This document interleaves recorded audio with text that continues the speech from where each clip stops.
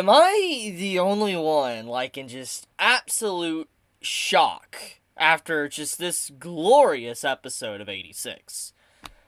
Hands down, like, best episode of the series. Like, just gonna say it. I gotta say it. It's easily the best episode of the series. The nice contrast between Shin and Lena's perspective throughout the episode is perfect.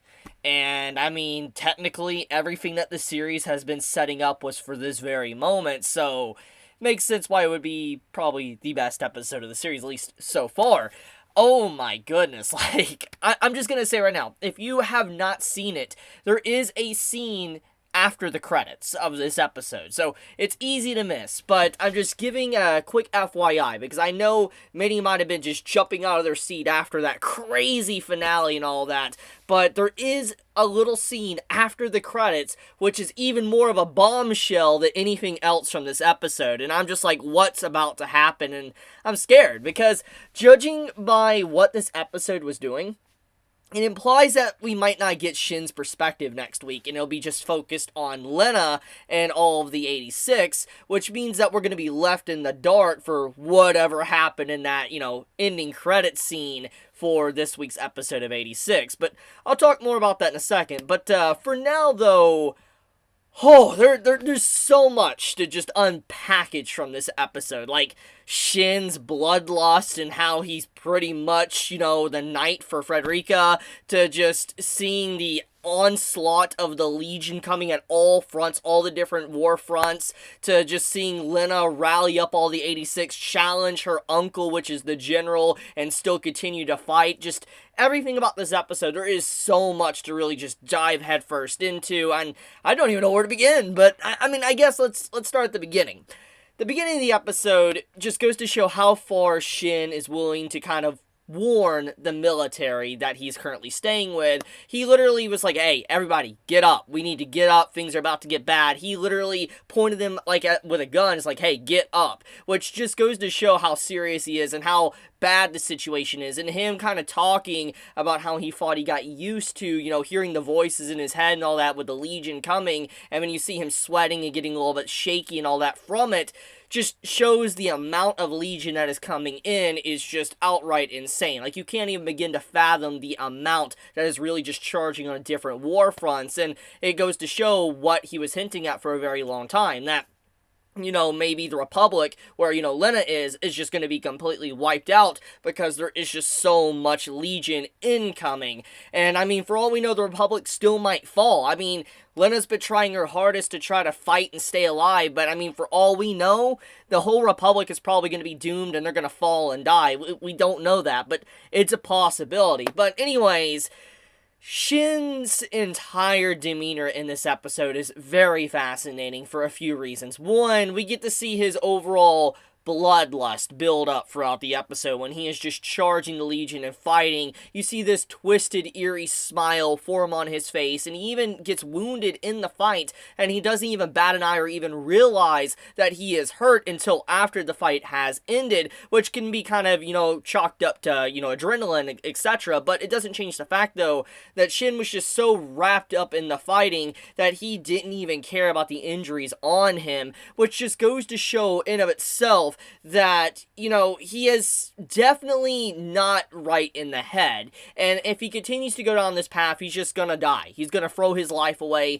and all he has is, like, for instance, Frederica and his group around him. He has really nothing else, and, he enjoys the thrill of combat and fighting. It's very clear by the way this episode is showcasing that once everything is said and done, once, let's say, the Legion is actually finished and dead, I don't really know what's going to happen to Shin. Like, what would he be able to do? Because he was just so, I guess, invigorated by just fighting itself. It was just scary to see, even though obviously it's not something you would want to be a part of, because just the overall feeling that the Legion is charging in and everything you know and love is going to get wiped out at any given second. It's a scary feeling. But Shin's character, it's a really good way to just showcase his emotions and how he is so attached to the battlefield. It's to a creepy extent. Like, just seeing him him walk out of his mech, and you just see how he did not even realize he was injured until he really noticed it. It's scary. And Frederica's entire scene where she's like, "You're just like Kiri," and all that, and she's just crying. The whole thing about that scene is very sad, and I really hope Shin has a huge wake-up call, because what he was doing is not healthy for him and the people around him, because there's so many people around him that love him and care for him. I mean, this was a big thing that happened at the end of the first half of 86, that all of his group didn't want to see him just run in there and die. They were willing to die with him. And so I do hope that Shin learns a valuable lesson once this is all said and done, because this is a big deal. Like, I mean, he literally just got basically controlled by bloodlust itself. It's crazy. But let's talk about the actual Legion and them charging in. So we've known for a while now that the Legion was, planning a huge assault. This was hinted at and kind of told by Shin to Lena at the end of the first half of 86.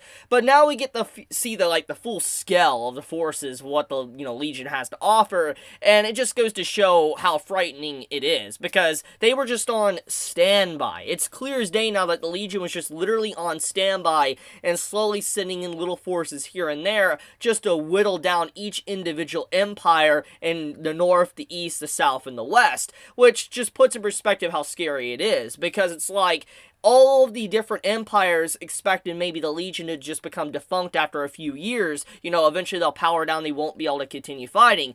But it's clear the Legion was definitely using that to their advantage. They were, whittling down the resources of individual empires to where they don't have anything to fight with. They have no, military power. Their soldiers are weakened and brittle at that point, that there's no one to really stand up and fight back against them. So they've been playing an endurance game for so many years now, that now everybody feels like it's the end, but it really isn't the end. The Legion is pushing with everything they have, and they've been reserving in the back since the very beginning. It's just, like I said, it's scary, it's frightening, and I see a lot of different empires just getting completely crushed and decimated after all of this. Like, I don't even know if the Republic is potentially going to survive this. I mean, for all we know, the Confederacy that, Shin is a part of might not even survive this. We don't really know, but we do know one thing, is that whatever's going to happen, it's going to have a drastic change on the future of our characters that indeed do survive. And I have a feeling we're going to have a character death very soon. I talked about this in my last review,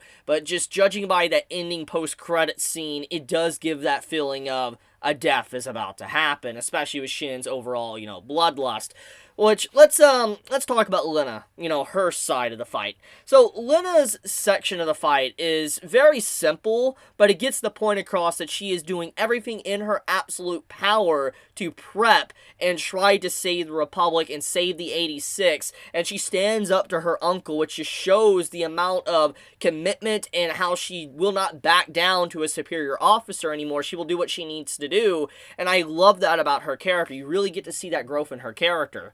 But to extend upon that, when she stands up to her uncle, she's like, "No, I'm gonna do this," and all that, and he finally is like, "Fine, if you want to be a child having a dream, fine, I'll protect your dream until you're forced to have a rude wake-up call, and you will be slammed up against that wall and be forced to wake up, but I will fight to stall some time for you to be able to have your little dream as long as you can."